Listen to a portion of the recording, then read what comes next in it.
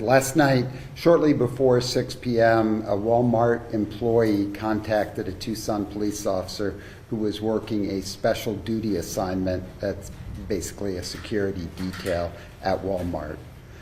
The Walmart employee told the officer that an individual in a motorized wheelchair, later identified as Richard Lee Richards, date of birth 9/13 of 60, had stolen a toolbox.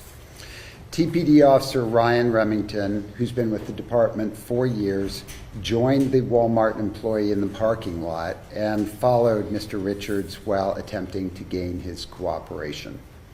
According to the employee, he caught up with Mr. Richards outside as he fled the store, and he asked to see the receipt for the toolbox. Now, instead of providing the receipt, Mr. Richards brandished a knife and said, "Here's your receipt." Officer Remington wanted Mr. Richards to stop and to surrender his knife. Mr. Richards refused to comply and instead continued to head through the Walmart and Lowe's parking lots. Now, according to the Walmart employee, Mr. Richards said, "If you want me to put down the knife, you're going to have to shoot me."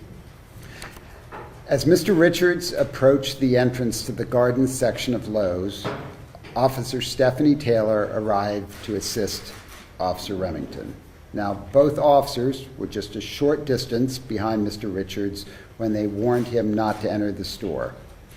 When Mr. Richards failed to stop, Officer Remington fired 9 rounds, striking him in the back and side. And then, as you saw, Mr. Richards fell out of his wheelchair onto the floor. Officers rendered medical care, but a short time later, Mr. Richards was declared dead. To be very clear, I am deeply disturbed and troubled by Officer Remington's actions. His use of deadly force in this incident is a clear violation of department policy and directly contradicts multiple aspects of our use of force and training. As a result, the department moved earlier today to terminate Officer Remington. So I'd like you to note that this entire incident is being reviewed by the Pima County Attorney's Office. Because of this, we are not able to comment any further. As this investigation moves forward, we will provide additional details as they become available. Thank you.